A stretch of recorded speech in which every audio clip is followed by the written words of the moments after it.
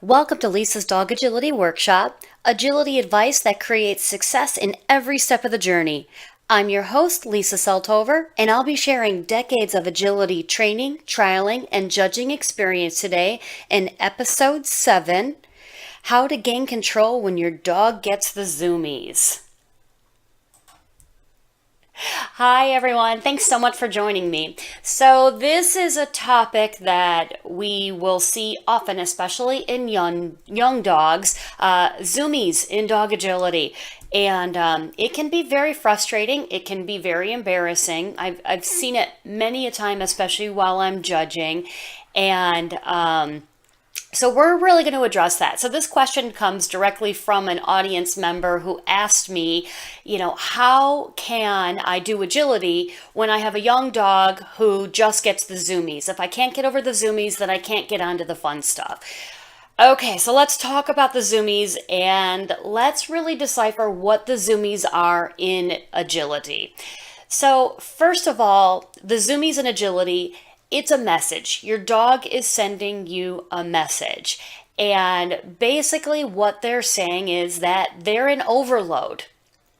Overload isn't necessarily a bad thing. So, let me kind of go through a couple of things here. So, first and foremost, when dogs have the zoomies, what's really happening is mentally, they're at that middle ground where they're growing out of puppyhood, but they haven't quite achieved that full adulthood.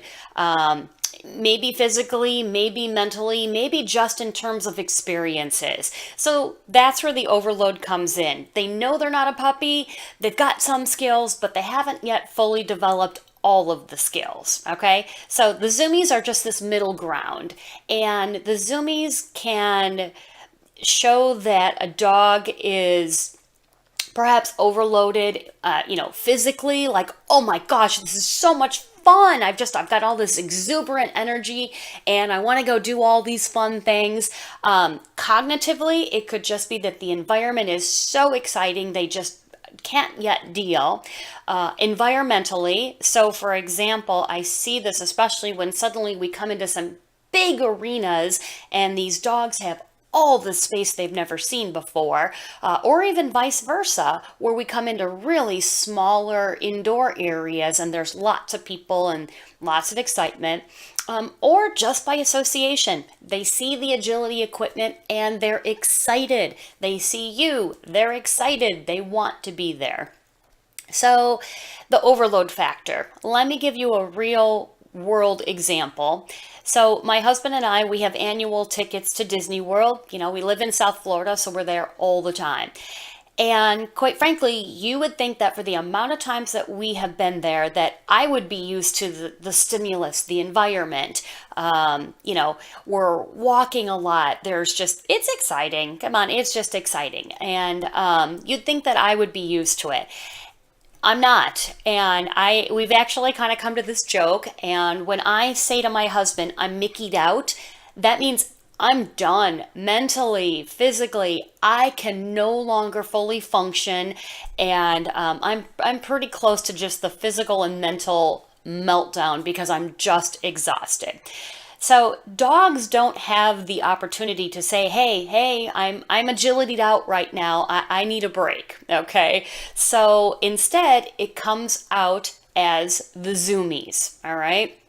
So in the zoomies for them, I want you to think of zoomies in the agility ring as basically it's a coping mechanism for the dog. So for whatever is going on that they're overloaded, the zoomies are a coping mechanism.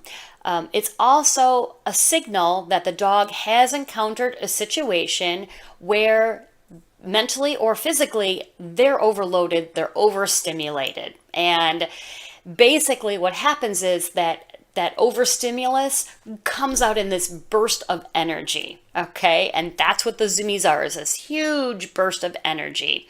And then the zoomies are basically the way that the dog deals with this burst of energy is they just burn themselves out. Okay, so just like a firecracker, just they're hot, they're going, and you can see that in the laps, and then when they're done, whew, they're just done. The problem with the Zoomies is once the Zoomies start, the dog's brain has already been overloaded, and now physically they're running around, and it's really difficult to gain control at that point. What ends up happening is at that point the owner's job merely becomes to try to keep their dog safe, and that's really hard to do if they're out on that agility course. There's equipment, because you definitely don't want to be them to be taking some of this equipment, teeters, A-frames, dog walks, even jumps when they're in this Zoomie mode. Worst case scenario, they're kind of doing some run bys on other dogs that are ringside, and they're basically doing the high five saying, hey, come join me in the fun.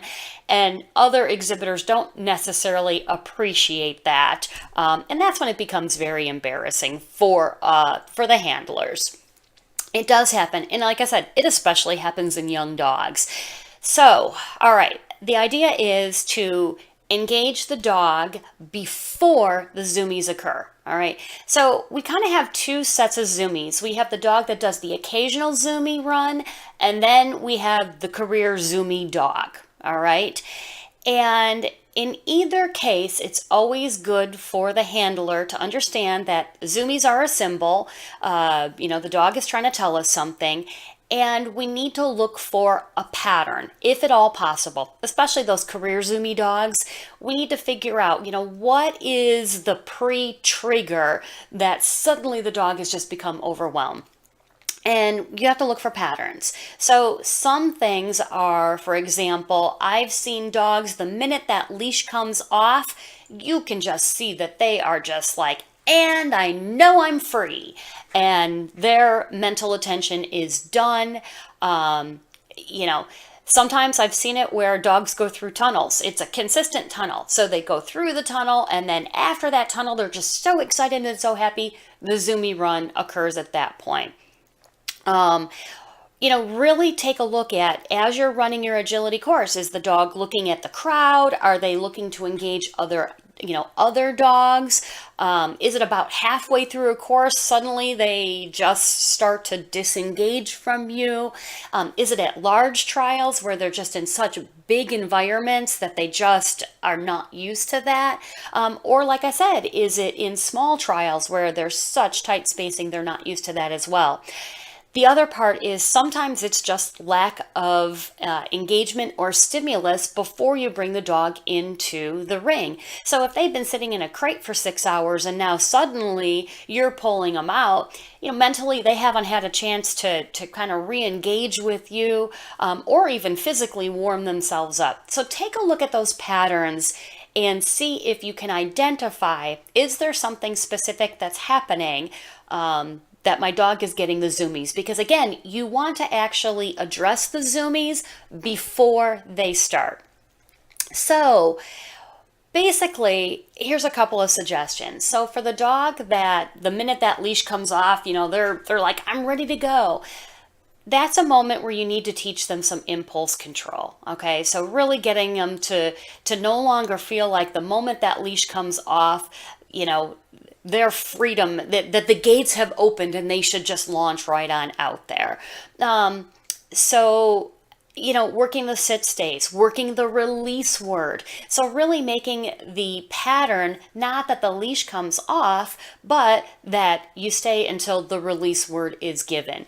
Now, I'll also let you know, once the release word is given, you also need to teach your dog to do what is directed. And that's where that space in between the obstacles really comes into play.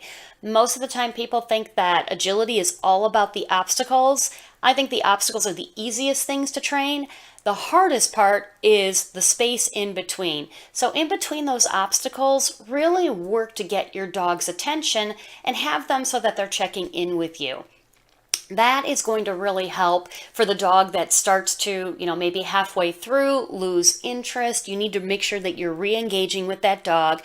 The dog that starts to peruse the crowd to see if there's other people or another dog that they can engage with. Again, they should be working with you. So somehow that message that you're in there as a team has become lost. So again, agility is not just about the obstacles. That's that in-between section where you have to make it worth your dog's while to come to you in between, to interact with you, to stay with you. The tunnel is another one of my favorites. So for example, if you've got a dog that does the zoomies right after the tunnel because they're so excited, I will often in practice put a dog in a sit stay before the tunnel, do a release word, have them go through the tunnel, and then literally right at the end, I'm focusing that dog to me, putting them back into a sit stay and rewarding. So really teaching that dog to check in with me, not that the tunnel is an indicator that they can go have a walkabout. All right, so every dog is going to be different. And this is where, as a handler, you're really going to have to put on your dog training eyes and ears and start looking for patterns in your dog. Start looking to see if you've got that whole idea or that concept, solidified with your dog that this is a partnership, this is a team event, and the two of you are working together. So to help you through this, I actually have created a Zoomie intervention worksheet. So let me go ahead and put the link up there for you. So that is the Zoomie intervention worksheet is located at spotonagility.com. Zoomies, Zoomies. All right, so go ahead and take a look at that Zoomie intervention worksheet to help guide you through possible scenarios and what could be overloading your dog, what the overstimulus is, and then help to guide you through on what you could do to help get control before those Zoomies start. All right, everyone. As always, thank you so much for joining me. Please do keep those questions coming. You can contact me at lisa@spotonagility.com. And as always, happy handling, and I'll talk to you soon.